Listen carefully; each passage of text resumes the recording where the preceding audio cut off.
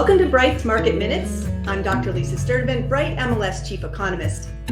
Even as mortgage rates hit a 2-decade high, across the Mid-Atlantic continue to rise, reflecting unrelenting demand and very low supply in the market. Here are 3 things to be watching as we head into fall. First, let's talk about home prices.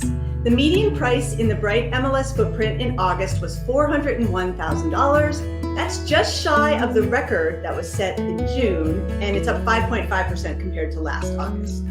Now, prices softened earlier this spring, but the Mid-Atlantic region has largely been immune from price declines, like we've seen in some other parts of the country, particularly in the West Coast markets. Affordability is becoming a bigger challenge, though, especially with mortgage rates where they are. So that's the second thing to watch, mortgage rates.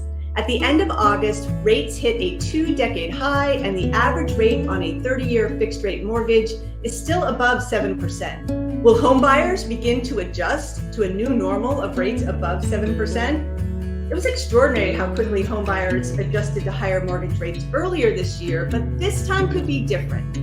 Rates above 7% are coupled with home prices that are near record highs. The desire for homeownership is still strong, but there are going to be more and more prospective buyers for whom the numbers simply don't pencil out anymore when rates are at 7% or higher. Finally, I will be keeping a close eye on pending sales activity. In August, the number of new pending sales in the Bright MLS footprint was down by more than 17% compared to a year ago. Last fall, buyer activity slowed considerably when rates hit 7%, and I expect we'll see another cool down this fall. That's it for this month's Market Minutes. Check out Bright's August 2023 Housing Market Report on the Bright MLS website, along with our weekly stats. And don't forget to register for our monthly housing market webinar, which is next Thursday, September 21st. I'll see you next month.